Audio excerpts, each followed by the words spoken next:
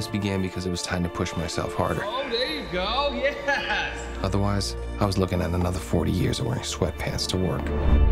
I got a plan to change that. Where'd you do your time, pal? Up north. How you fixed for a job now? You just can't kidnap a guy and take his thing. That's so illegal. Sure we can. Victor Kershaw is a criminal prick who deserves bad stuff to happen to him. We go through with this, nobody gets hurt, right? Oh, man, we snatch him. There he is! We grab him, he signs a few signatures. Thanks, buddy. Give him a protein shake. You don't even know what happened. I watched a lot of movies, Paul. I know what I'm doing. C'est pas possible de regarder un truc pareil. C'est d'une connerie, mais je pense qu'il a creusé dans les abysses pour voir à quel point on pouvait aller dans la profondeur de la connerie. Alors c'est un film déjà surgonflé aux stéroïdes, ça dure 2h10 alors que ça pourrait durer 1h20. Et là ça m'a fait penser en fait à deux films que j'aime beaucoup, Kisses Bang Bang et The Big Lebowski.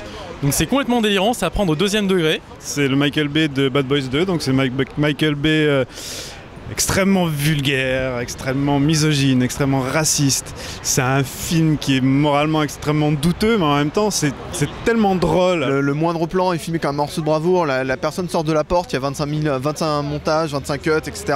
C'est laid, c'est moche, c'est du Michael Bay quoi. Je veux dire, là le comble c'est que les 10 dernières minutes, il se prend au sérieux, on se rend compte que toute sa connerie, il y croit quoi. Si on prend brut, c'est un peu lourd, parce qu'il y a des effets spéciaux dans tous les sens, c'est de la caricature mais de A à Z. Il y a pas mal des frères Cohen là-dedans, c'est une vraie comédie. Je trouve ça extrêmement bien mis en scène, donc c'est Michael Bay, voilà, bon, et c'est super flashy, il reprend des plans de Bad Boys 2, il refait son travelling à travers les deux pièces, il y a plein de petits effets comme ça, super sympa. Maintenant, il faut quand même garder en tête que c'est une histoire vraie, et donc finalement, il y a beaucoup de second degré là-dedans. C'est assez surprenant de la part de Michael Bay parce qu'en fait il passe son temps à frimer et enfin à la fin il dit que frimer c'est mal, on te condamne à mort pour ça. C'est très con quoi, c'est très con mais c'est très drôle, c'est un peu long, c'est un peu le final est un peu chiant au niveau moral parce que bon c'est rattaché à une histoire vraie etc. Après c'est pas déplaisant, je pense que ça se voit surtout avec des potes et une pizza et de la bière.